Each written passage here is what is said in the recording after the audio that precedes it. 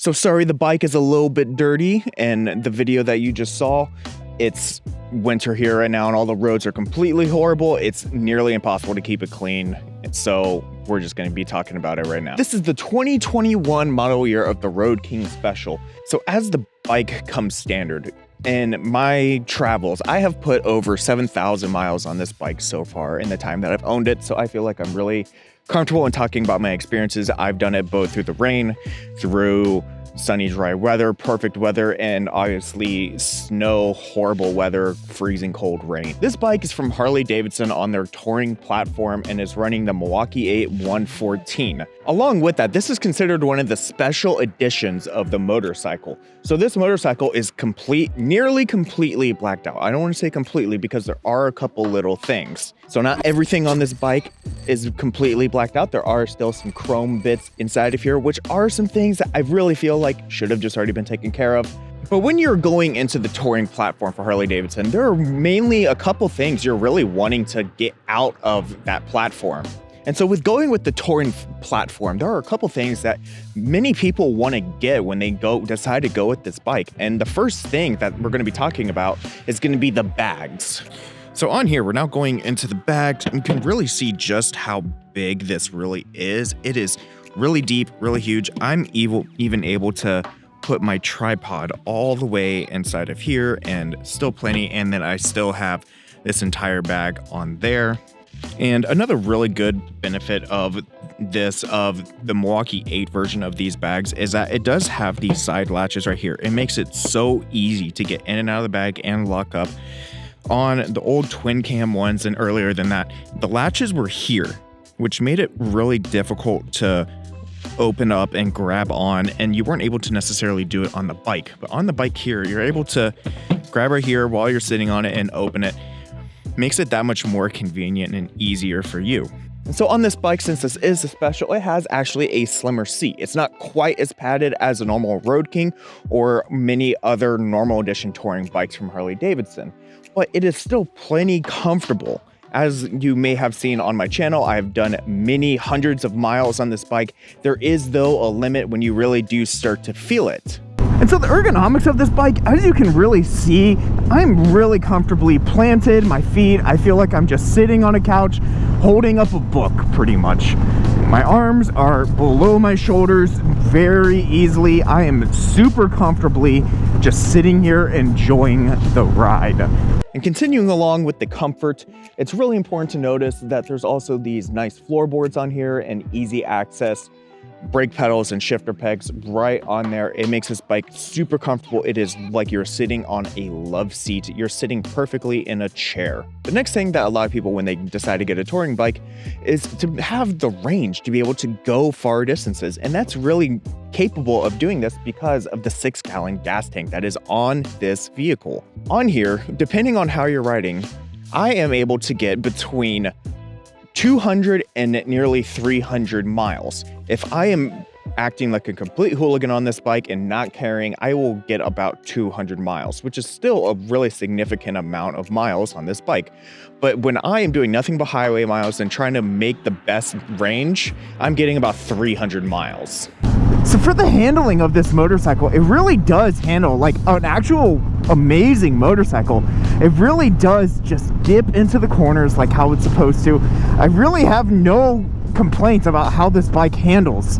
It really wants to go where it wants to go. It brakes how it should. It's not underpowered, and it's not struggling to stop. It stops how you want it to, and it keeps on just going through the corners. You're obviously going to scrape easier on this bike than on a sport bike, but it really does just go. So I have found that this bike really does fit a lot of the key points that you want on a bike. It is comfortable, it has plenty of power running the 114, and it's really just an all-around amazing bike to have. It has a lot of aesthetics that people like. It has the blacked out look. It has the classic aesthetic look of old Harley-Davidson, but very modern at the same time. And because of all these things, I feel like a lot of people are drawn to this bike, and it's a really good choice for even you. So with this amazing bike, it's really hard to find things that I truly find wrong with it, but there are just a couple things that can be maybe deal breakers to you, but kind of just maybe a little bit of annoyances, mainly just to me.